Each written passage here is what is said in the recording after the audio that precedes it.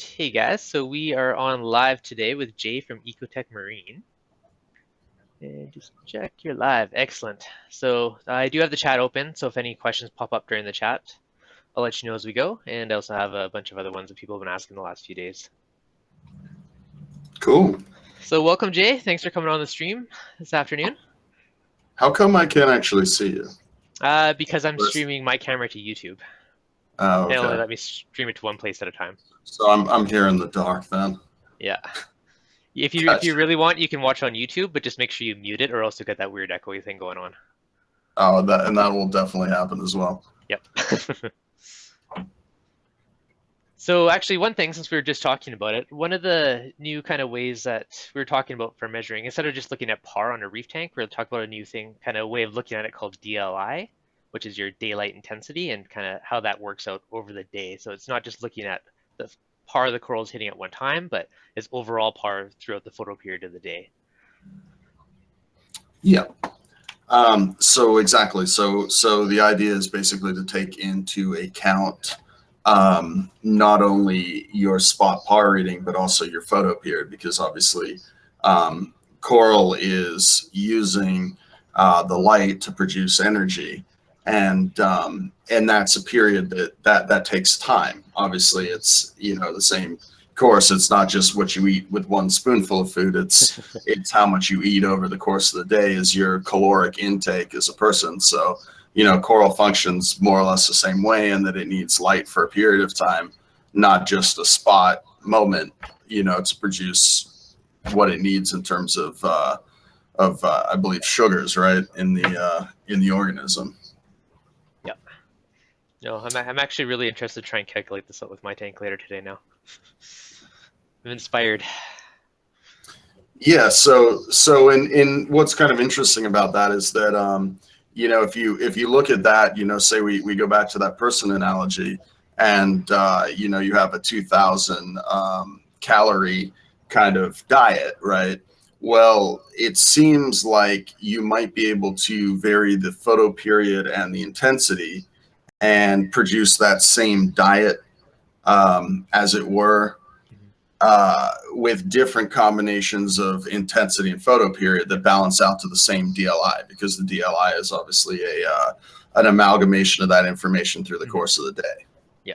Yeah, there was If that, actually that really interesting kind of study from Core Labs where they had one tank that was running at 8 hours a day higher intensity, another one running at 12 hours per lower intensity with similar growth because they had similar DLI ratings. right. So if I can get around to actually writing it up, we have the results from that study after, I believe it's either 4 or 5 months into the study. Hmm. But the spoiler alert is that the results that we speculated that we would see actually turned out to play out in the test, Hmm. and that the at least for the species of corals we used, color and growth was almost identical, despite having a roughly 30%, right, 30% or 25. Hold on, sorry, it's been a long day. But basically 8 hours versus 12 hours, so that'd be 4 8, yeah, 33% difference in photo period. So Hmm. same DLI, quite a bit different, photo period, and then inversely intensity as well. Hmm. um, but where that's significant, obviously, like we're saying, is because what that gives you is this, because of the fact that coral is sort of, it's like it doesn't matter, at least in that study, it doesn't matter whether you're giving the 2,000 calories over 8 hours or over 12 hours, as long as it gets 2,000 calories. um, that gives you more flexibility as a hobbyist in terms of how you run your lighting. Hmm. um, it lets you either stretch it out longer or have periods of high intensity or particular spectrum mixes when when you're in front of your tank, or vice versa. When you're not in front of your tank, run it higher, and then run it very low when you're in front of your tank so that it looks good. But you can then calculate what the coral's getting in aggregate, and from there balance it accordingly. Yeah. No, that's awesome. I really like that too, right? Because I'd rather my tank be lit longer than as well. Now, was there any, I don't know if you guys have fully tested yet, but is there any way to figure out kind of what the prime DLI number rating is?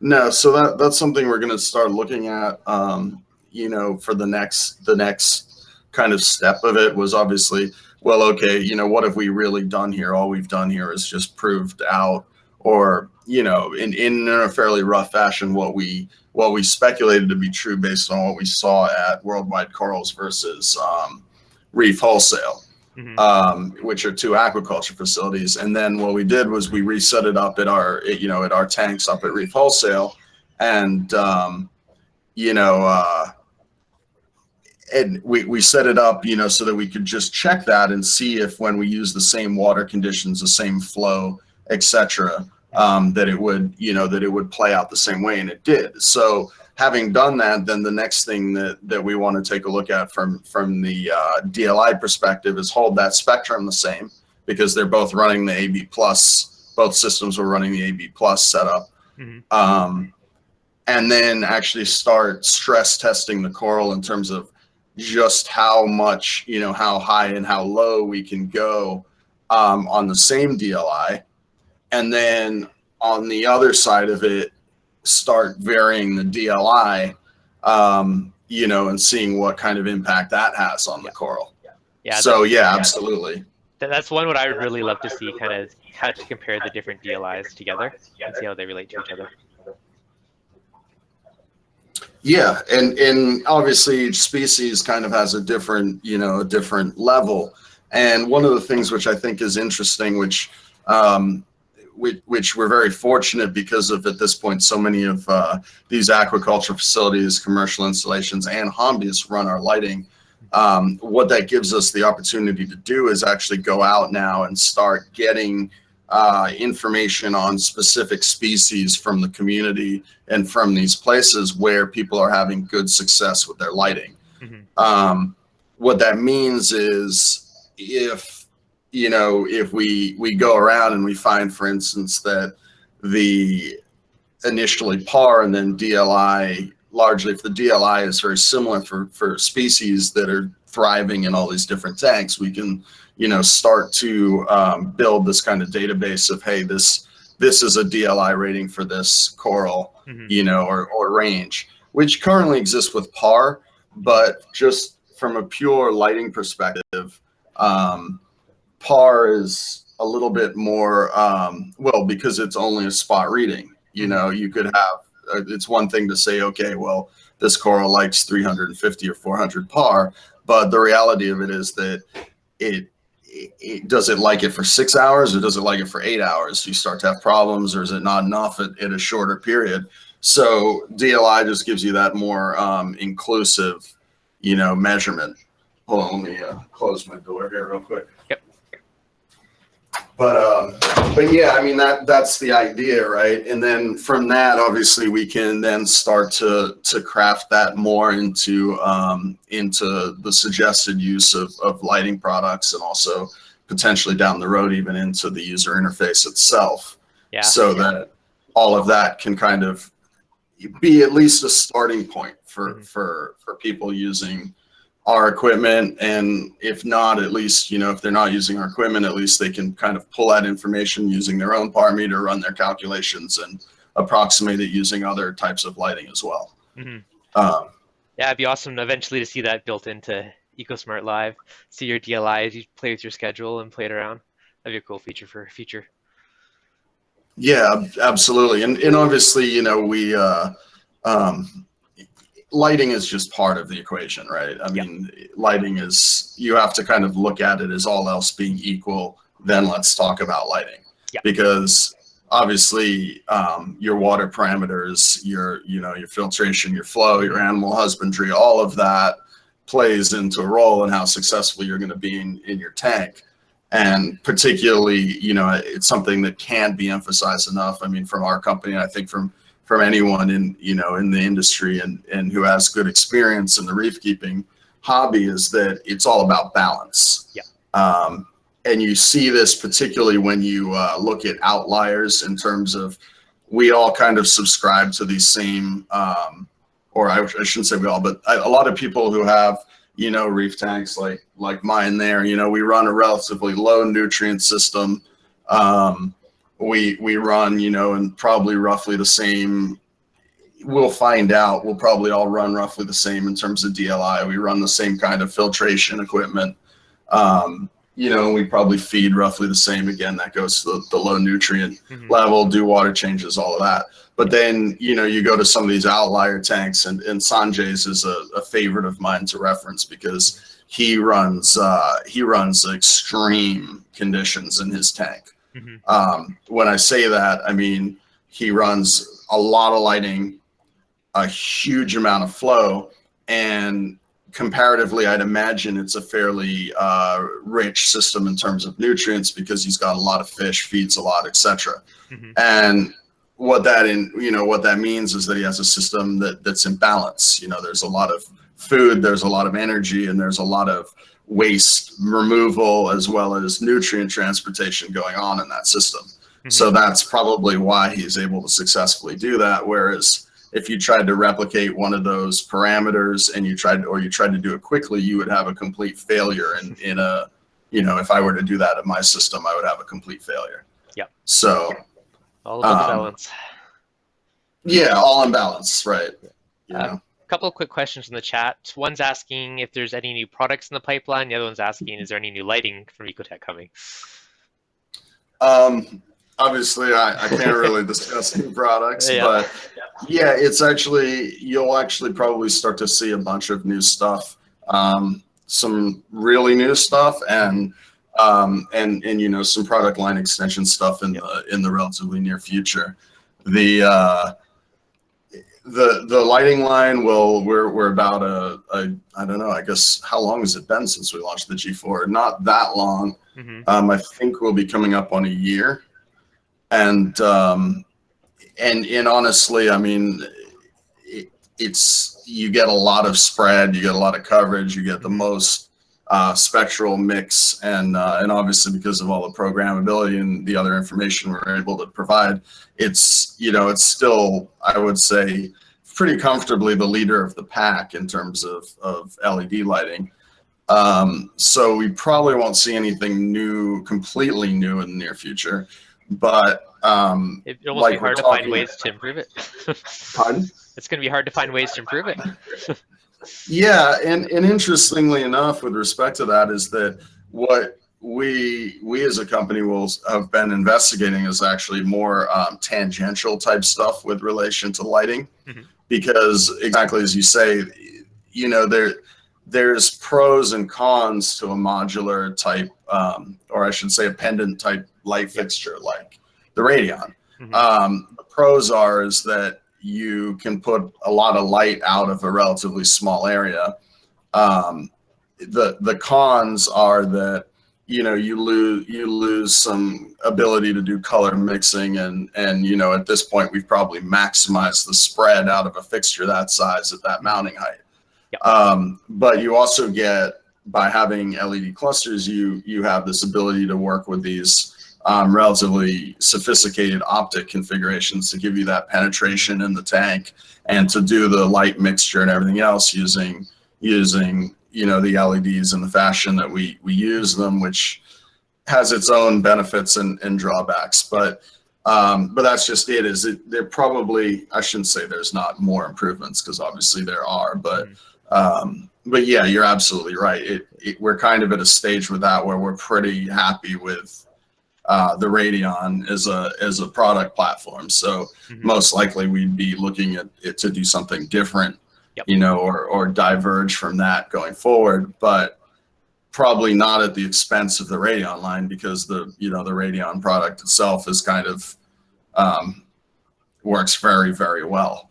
So yeah, no, for sure. I mean, I love mine. You kind of already answered that question, but I did have one earlier about asking if there was any thoughts about making one with more dispersed LEDs versus the puck design.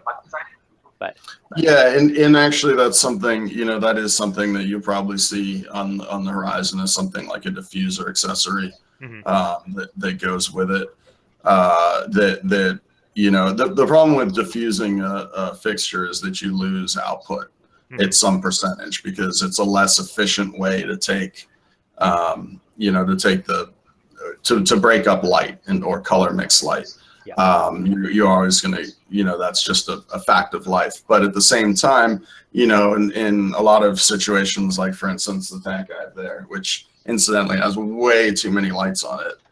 I don't know if they can see my tank there. 5x On the image. Argentines. Was it 4 foot? It's yeah, it's a Yep. 4 foot. Yeah, they're Okay. running at I want to say it's like 20% or 30%, something like that. There, I'll focus on the tank for a sec. So When this is, that tank gets here, I can probably change the. oh, I changed it on my end. So it's focusing on it. On that side note, one cool thing when I was talking to Jay earlier, pretty much every employee at EcoTech has their own tank in the office. Is There you that go. better? Does Nice. that? Yeah, I can't really see what you can see, so Yeah, no, it's looking good. put it at like 7K. Beauty. Yeah, no, it's a pretty nice tank. Yeah, I think it's really cool though that everyone has their own tank. Yeah, I mean, we could probably, I can pick that up and maybe shut this feed down and we can walk around and take a look at some of the other tanks if people want to do that. Yeah. But were there any other questions? One in the chat, DC Reefer. How do I get different programs for my Radeon? Well, obviously there's a bunch in the template. So if you go, to Radeon and you go to schedule options, there's an ability to load template. Yep. There's also the ability to basically just solicit anyone in the community for their schedule. And all they have to do is go to that same area in schedule options, export schedule, and it creates a file. They can send you that file, and then you can, then you can just from that same area click import and load their program in.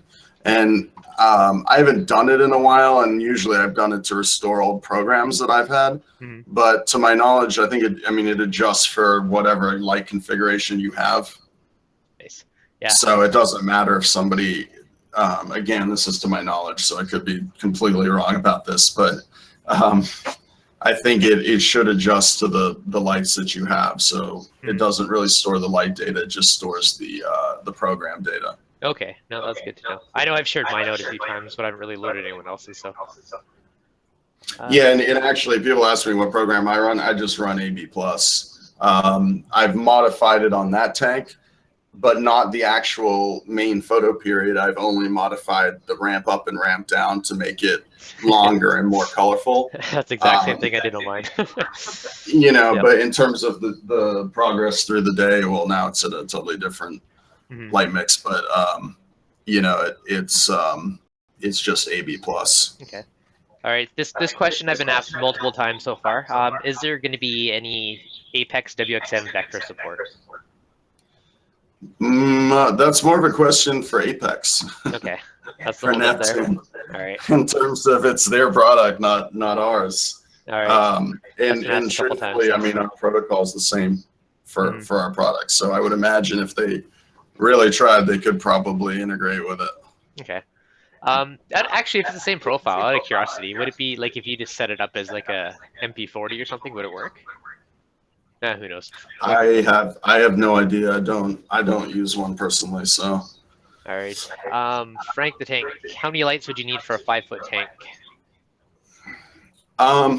Very good question there. And the simple reality of it is it largely depends on what you're trying to do and what stage your tank's in terms of its development. I would say it largely comes down to biotope.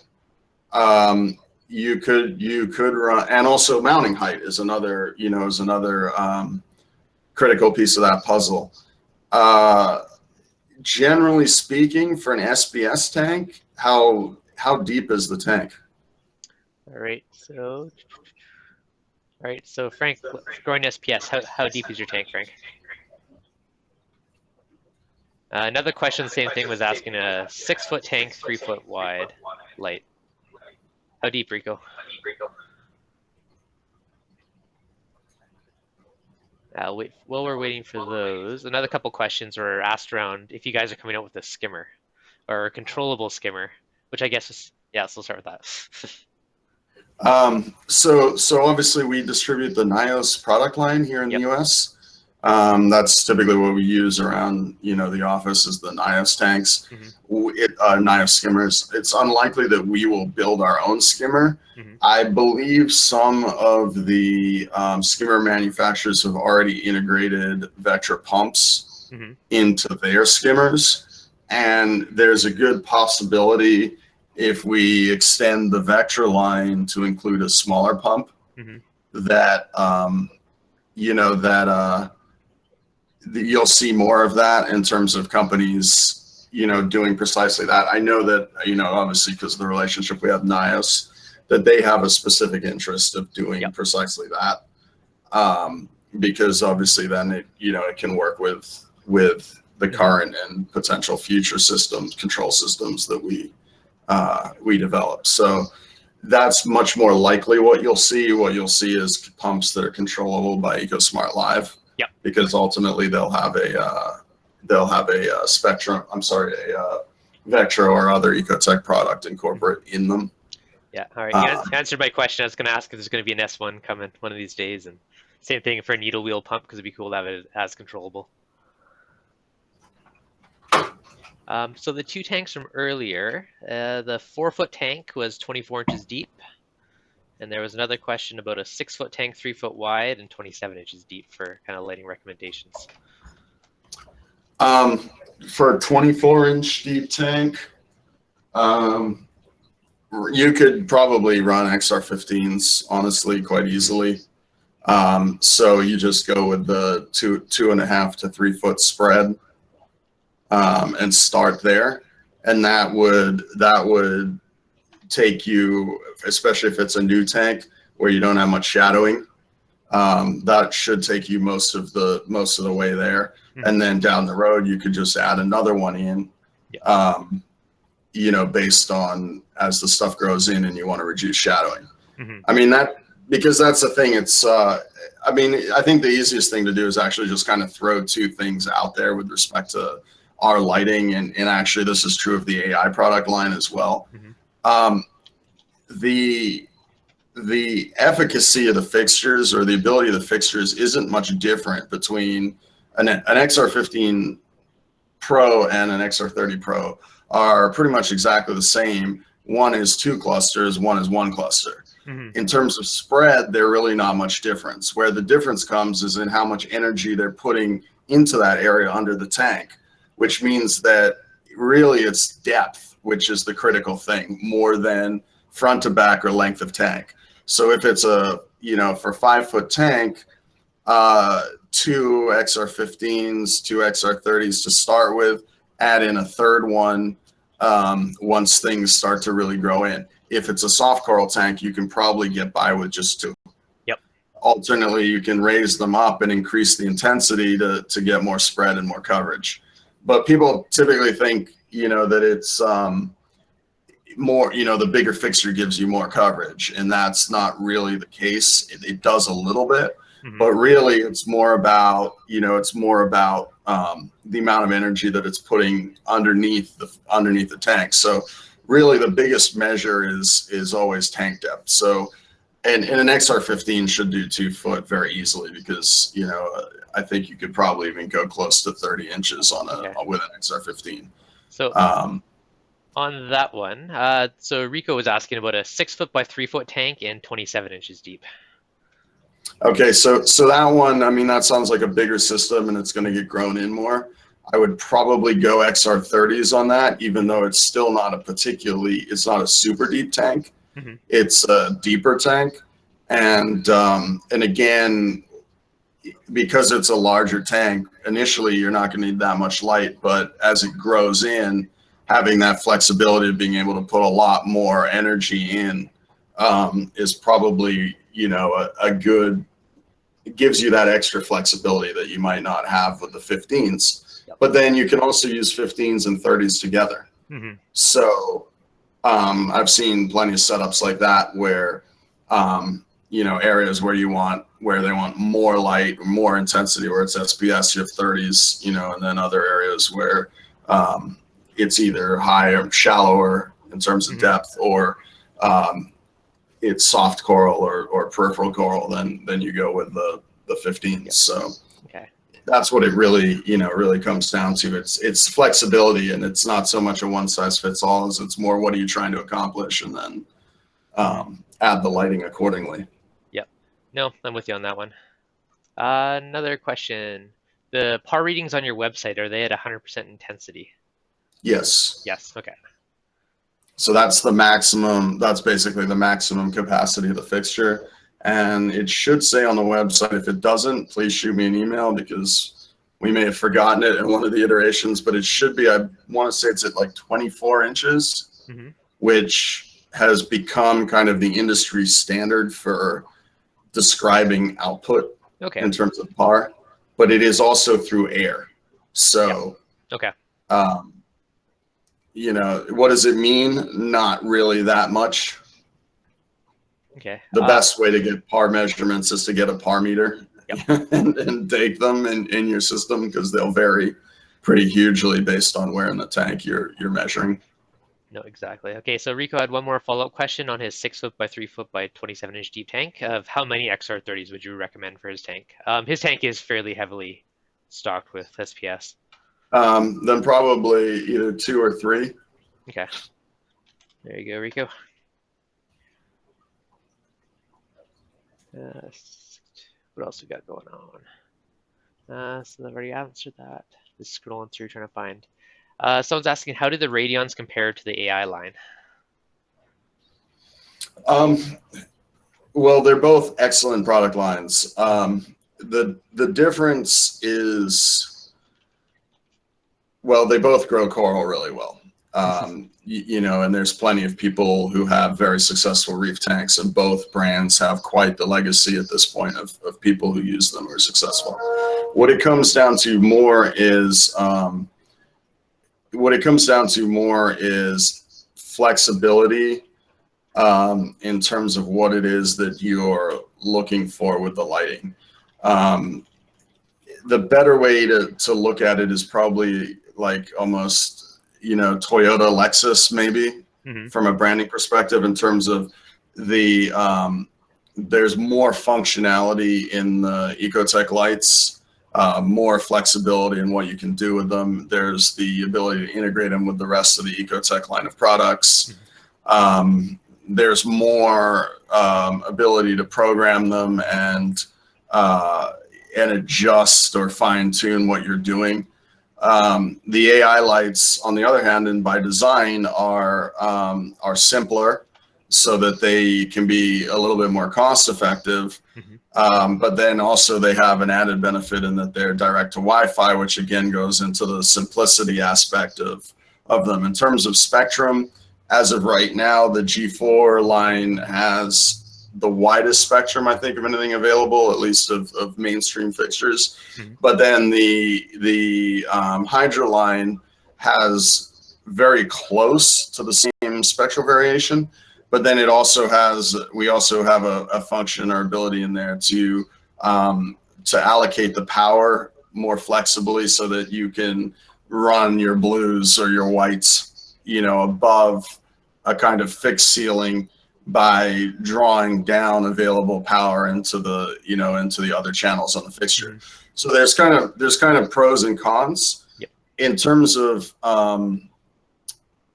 in really what it comes down to is what you're looking for. If you're running a whole mix of equipment, and you're running primarily on a controller, you don't care about all of that extra functionality, then the AI line is the best line, or the line that you're probably most interested in. If you want all of the bells and whistles and all that functionality, then you're going to run it as part of an EcoTech system of products, which of course is expanding, etc. Then that's where the EcoTech brand comes into play. Pricing wise, if you actually look at how the products are pricing, one of the things that we've always done as a company is aim to deliver products which are of high value. And that value is based on functional performance. So even though our products are not the cheapest and typically not the most expensive, what we are always trying to do is deliver a lot for what you're spending. And and with respect to that, if you look at the relative outputs of the fixtures, they're relative also to their price points. And also, you'll also see that for the most part, I think they're probably actually the highest value on the market in terms of what you can get, what you actually get out in terms of usable energy and functional capability. And that's true of both lines. Hmm. So beyond that, they both grow coral. So, Yeah. it's more of a personal preference and a peripheral value and functionality and feature set type thing. Okay, perfect. Um, so NATO's asking on the EcoTech Facebook page today, there was a 12 versus 8 hour comparison. How are you averaging par? I mean, I think he's asking about basically the DLI stuff we are talking about at the beginning of the stream. So might want to rewatch that one after. But yeah.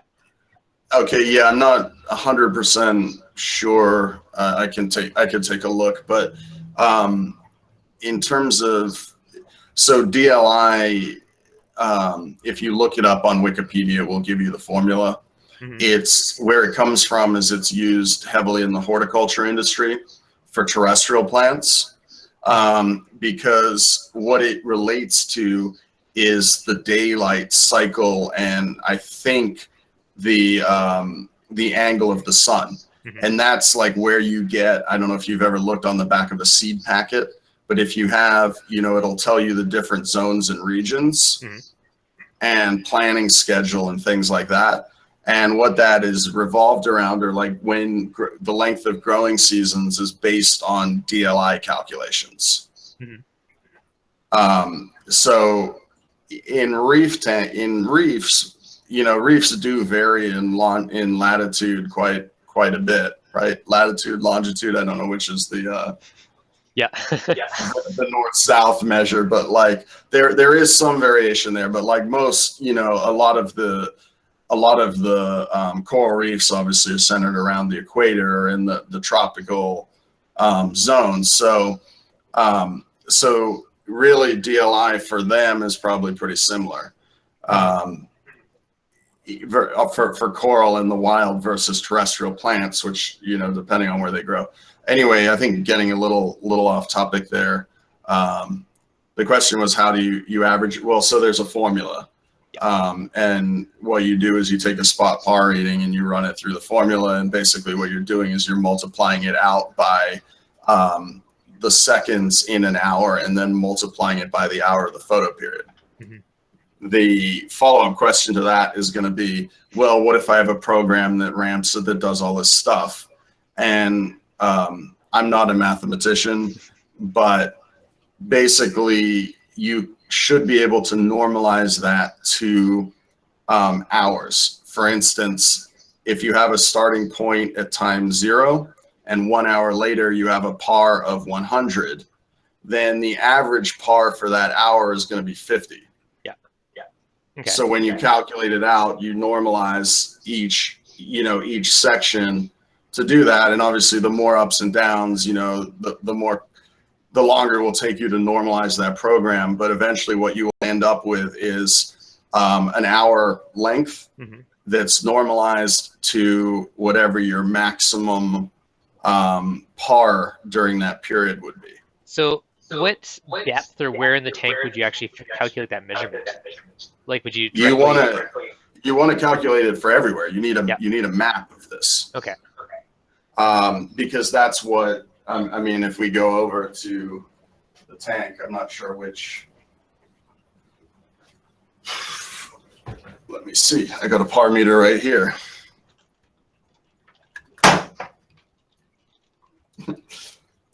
It's weird talking into a vacuum. I hope I'm not coming off terribly boring here.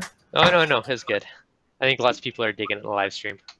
If I'm terribly boring or anything, I apologize up front. But If you guys are enjoying this, hit that like button. Yeah. Par meter here. Yeah. I recommend to anyone who's getting seriously into coral and is really interested in the lighting aspect, get a par meter. The thing about it is, I think BRS determined that this particular one was like 30% inaccurate. I don't know. what's interesting, or what the way I look at it is, from a reefing perspective, I think that what's more important than whether or not this is super accurate is that most of the time what you're going to be using it for is relative Mm-hmm. measurement, which means that if it's inaccurate, that's okay as long as it's consistently inaccurate. And what I mean by that is, if you are, if you have similar parameters to, say, your friend, and you want to take coral out of their tank and put it into your tank, and assuming that your parameters are similar enough that it's not going to shock the coral, etc., then then if you take a par reading in their tank, then what you want to do is match it, to a similar location in your tank. Mm-hmm. And ultimately, what you really want to be doing is taking a DLI. You want the par number, and you also want the DLI number, so that you can make sure that you're providing adequate or enough light, for that coral once you move it. So, if we go over to this tank, I don't know, can you see here? Yep, no, I can still see in the background. Okay, yeah. Okay, so I don't know if is it on the other? Actually, your other camera cut out for video. Oh, really? Yeah. Okay. Well, this is way off now because I changed the Kelvin, but like, for instance, at this coral, I'm getting a 450. Down here, I'm getting this bird's nest in the front, like 350. Mm-hmm. So there's about 100 par difference between there and there. Yeah.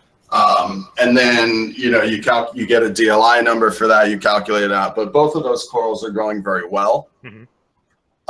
So if I move them, which I will when I go to, somebody had the per par question. Mm-hmm. Yeah, that one was kind of interesting. What was that question? He's asking if par can be deceiving compared to per. I believe that was the wording. Well, so per is, right, photosynthetically useful radiation, Mm-hmm. right? And obviously what that's tied to is spectrum. Mm-hmm. And the thing is I think it's not that well understood, the relative composition of spectrum for coral growth.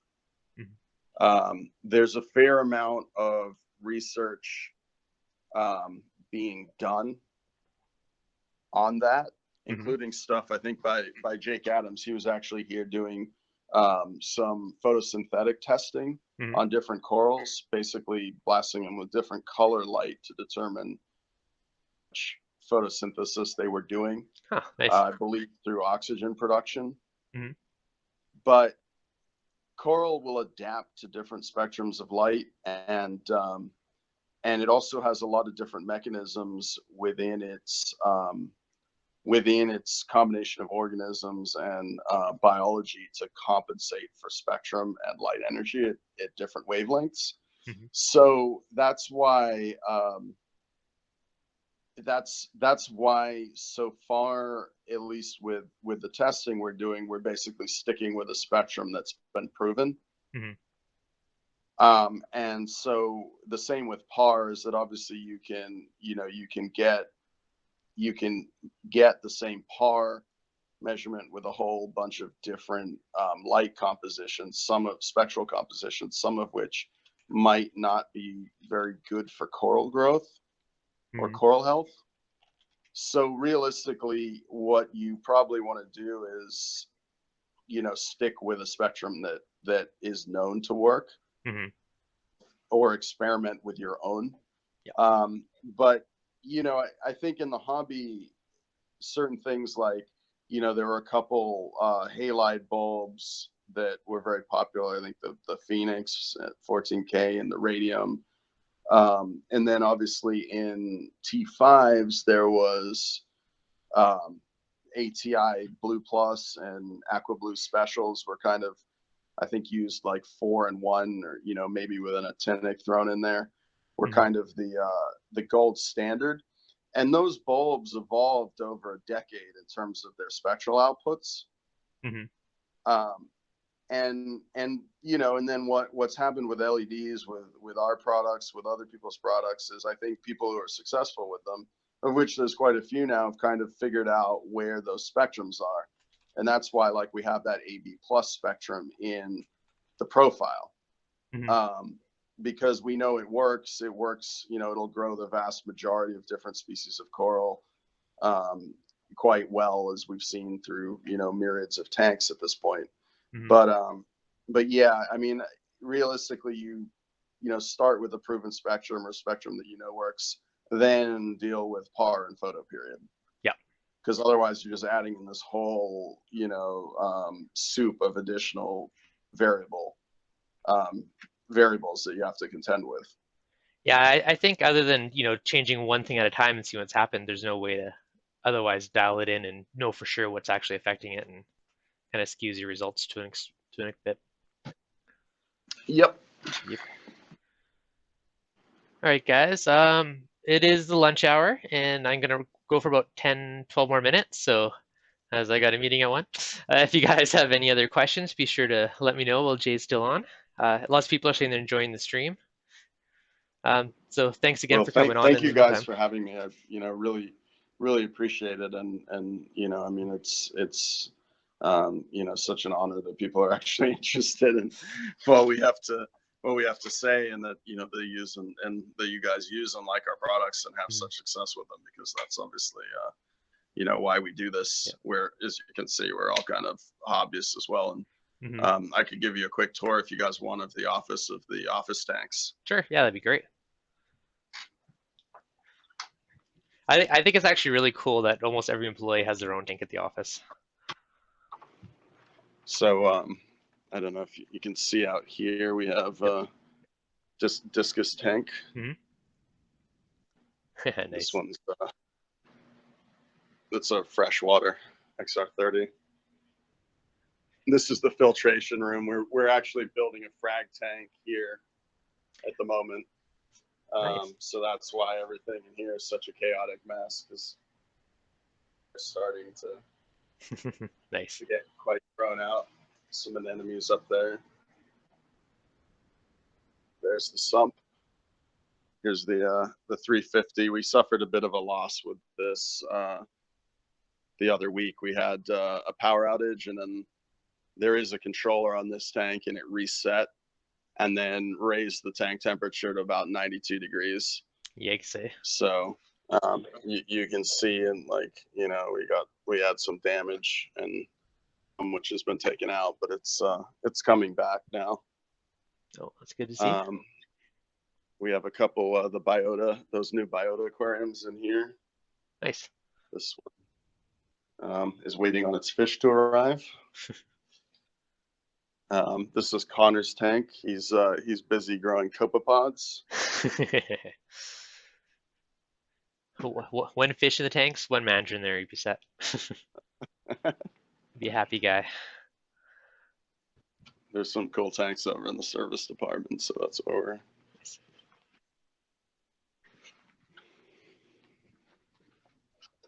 Get the grand tour of the office. Yep. Nice. So there's we have a freshwater tank. We had Nice. like a baby South American arowana in here, but he jumped. I was Oh no, really bummed. that sucks. Quick question on the freshwater version. Could you use the Mm-hmm. saltwater version for freshwater, or just basically change it to that spectrum? Um, yeah, you can. I mean, people actually were using the old saltwater lights Hmm. for freshwater. Obviously, it's a bit of a waste of money, because um, a lot of the LEDs you want to turn down. Yeah. No, I was just thinking more You for know, somebody if because they're those gonna bridge into saltwater eventually, just start with the saltwater light and use it for fresh. you can do that. Yep. Um, I guess the Nice. image quality's dropped a bit, but this was like a fast setup tank, so Hmm. it's all softies and stuff. It was about 2 months from start to finish to get that one up and running. Nice. There's another hard coral tank over here. So service managers, it's got a furry wall in the background. Yeah, a nice GSP wall. Just blue glows in every corner of the office. Eh? This was one that Rebecca, who's since gone back to school, set up. Mhm. She actually documented this one on Pinterest Oh, nice. for the female reefing community of how to set up an easy to keep tank. Ah, if I have a link, I'll drop that in the description later for people to check out. Ryan is going all zoanthids, so this Nice. tank's a couple months old. Hopefully, it will look like a zoanthid forest. Excellent. And then over here we have Steve's tank, which is some LPS, and the lettuce tank, which is largely lettuce. Nice. And then we have our chameleon collection, which is, these are all largely carpet chameleons. And then behind these screens are the Parsons chameleons. Oh, nice. I didn't even know you had all that. There's one, you see them? They're huge. Oh, that's really cool. And then there's the engineering department back there. They're not fish keepers. No. They're too busy working on products. Yeah, that's a fair thing. A few people in the chat were saying they love the platescape. All those and valleys. Awesome. All right, well, I'll let you guys get back to it then, and thank you very much for having me. Thank you very much for coming on. I think everybody enjoyed it. Okay, thanks so much, yeah, Jay. If you have any other questions, let me know. I can always provide you answers or do this again sometime. Okay, I'd love to. I'll take you up on that one day. Thanks so much. Awesome. Thank you. Thanks. Bye-bye. All right, everybody. So I hope you guys enjoyed the live stream with EcoTech. If you guys are liking it, hit that like button, and I'll, if you guys want it, there's lots of questions. I'll see if I can get them back on for a future live stream. But yeah, I think that was a lot of fun, and I'm happy we could sneak in on the lunch break. His name is Jay.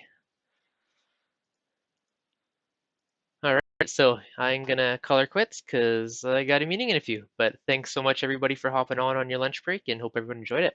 If you've got any other further follow-up questions, drop it in the comments below, and I can speak with Jay and get those answered for you, or schedule it for another future live stream. Otherwise, if you enjoyed it, hit that like button, guys. All right, guys, have an awesome day. Cheers.